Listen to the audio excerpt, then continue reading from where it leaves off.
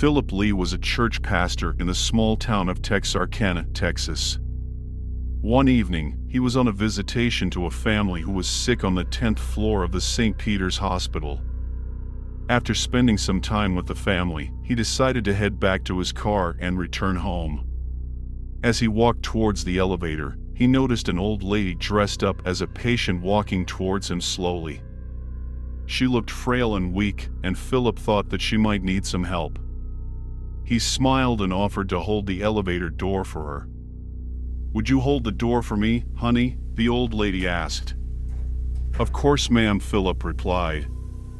The old lady walked into the elevator, and Philip pressed the button to go down to the first floor. "Which floor are you going to, ma'am?" Philip asked. "The 4th floor, hun," the old lady replied, smiling at him. Philip pressed the button for the 4th and 1st floors, and the elevator doors shut. The old lady turned to Philip and began to make small talk with him, asking him about his job and his life.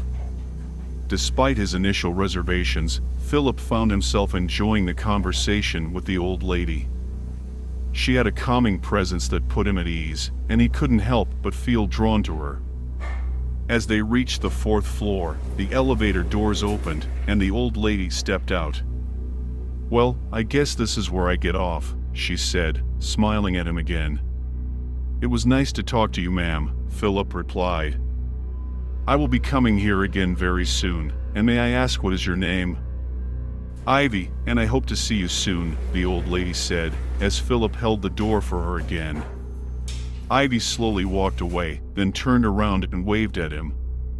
Philip waved back, watching her until the elevator doors shut.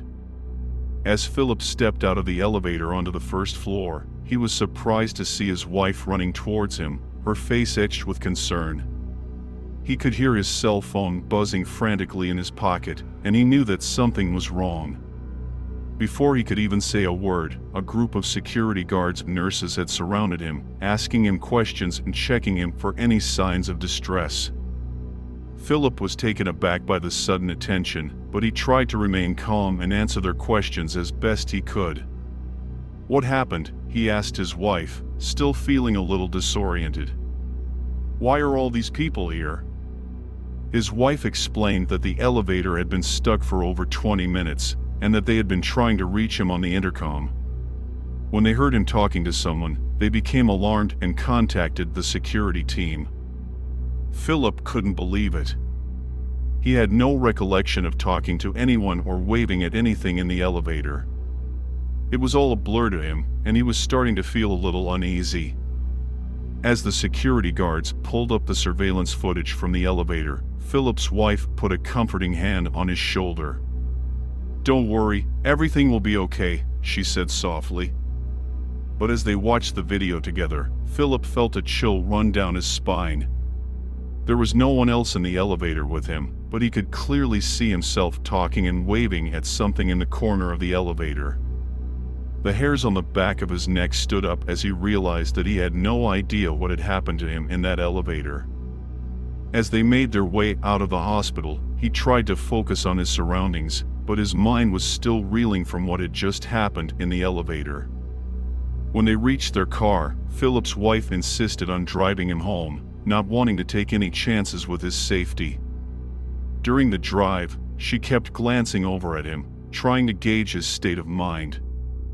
Philip tried to assure her that he was fine, but deep down, he knew that something had changed inside him.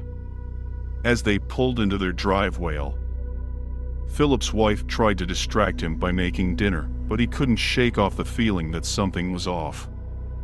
As they ate, Philip felt a strange presence in the room, like someone was watching him from the shadows.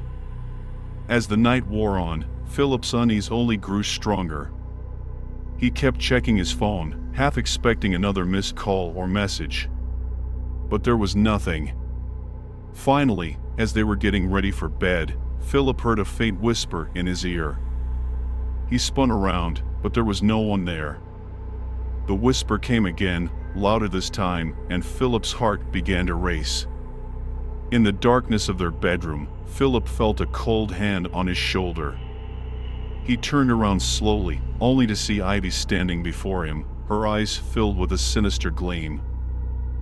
I told you I'd seize you soon.